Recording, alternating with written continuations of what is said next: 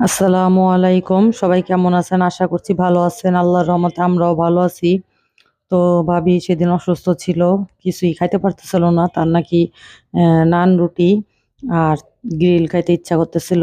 তো বললাম যেহেতু অসুস্থ মানুষ একসময় যে জিনিসটা খাইতে ইচ্ছা করে পরবর্তীতে ওই জিনিসটা আর খাইলে ভালো লাগে না। তো এজন্য আপু যায়া আবার নিয়ে আসলো। তো আমি আবার বলতেছিলাম যে আমি নান রুটি খাবো না, আমার কাছে নান রুটি ভালো লাগে না, আমার জন্য যে পাতলা রুটিগুলা নিয়ে আসবি আর ভাবির জন্য শুধু নান রুটি নিয়ে আসবি। এর জন্য আর কি আপু যায় গরম গরম নিয়ে আসলো। আর এই হোটেলের এই চাপ আর নান খুবই টেস্ট হয়। তো আমি নান বরাবরই খাই না, আগে পাতলা রুটিগুলাও খাইতাম না, তাও ইদানিং করে আবার একটু খাই। একসাথে সবাই মানে খাইলে একা যদি না খাই জিনিসটা ভালো দেখায় না, এর জন্য তো নিয়ে আসলো আপু গরম গরম। প্রায় প্রায়ই খাই, খুবই টেস্ট লাগে এই দোকানেরটা, অন্য দোকানেরটা আবার এত ভালো লাগে না। এর আগে আইনা খাইছিলাম কিন্তু অতটা টেস্ট লাগে না, কিন্তু এই দোকানেরটা খুবই টেস্ট লাগে। তো ভাবি ভাতই খাইতে পারতেছিল না, যেহেতু খাইতে মন চাইছে তো ভাবলাম যে না নিয়েই আসি। আর এক সময় মন অনেক চায় একটা জিনিস খাইতে, পরবর্তীতে আর এই জিনিসটার আকাঙ্ক্ষা থাকে না, এর জন্য আর কি। তো সবাই মিলে খাইতেছি। জারফিন আপাকে বললাম যে জারফিন আপা আপনিও আসেন।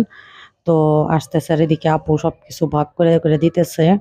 আর আমি একেবারেই মানে খাইতাম না আগে, ইদানিং করে ওরা রাগ করাতে যদি কোনো কিছুই খাইতে চাস না, ট্রাই করে দেখ খাইতে। তো এর জন্য এখন খাই, দেখি না ভালোই লাগে। তো এই যে ভাবি, আপু, তারপরে জারফিন আপা, মা। আর মা তো চাপ জীবনেও খাবে না, খায়ও না। এই যে বলি একটু খাও, খায় না। মা শুধু সালাদ দিয়ে একটু খায়। তো এর জন্য তো ভাবি হঠাৎ করে সকাল থেকে অসুস্থ হয়ে গেছিল, তো এর জন্য আর কি। তো এখন হচ্ছে লোকের সন্ধ্যা 7টা বাজে, সবাই একসাথে খায়া নিতেছি। তো ভাবি আমাকে বলতেছিল যে তুমি একটু নান রুটি খাইয়ে দেখো। আমি কই না, আমার কাছে কেন যেন ভালো লাগে না, কাঁচা কাঁচা লাগে। তো পাতলা রুটিটা একটু মচমচা করে ভাইজা দেয় তো খুবই টেস্ট লাগে। তো দুপুরেও ভাবি আমাদের এখানেই খাইছে। ভাবির শরীর ভালো না, বললাম থাক রান্না টান্না করার দরকার নেই, এখানেই খান। তো সবাই একসাথে দুপুরেও খাওয়া দাওয়া করলাম। তো এখনো খাইতেছে। আর এই দোকানের সবচেয়ে বেশি ভালো লাগে আমার কাছে এই সসটা।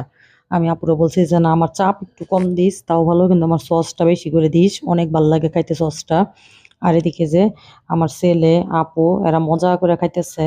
তো আজকের মতো ভিডিও এই পর্যন্ত। সবাই ভালো থাকবেন, আমাদের জন্য দোয়া করবেন, চ্যানেলটা সাবস্ক্রাইব করে দিবেন, ফলো করবেন।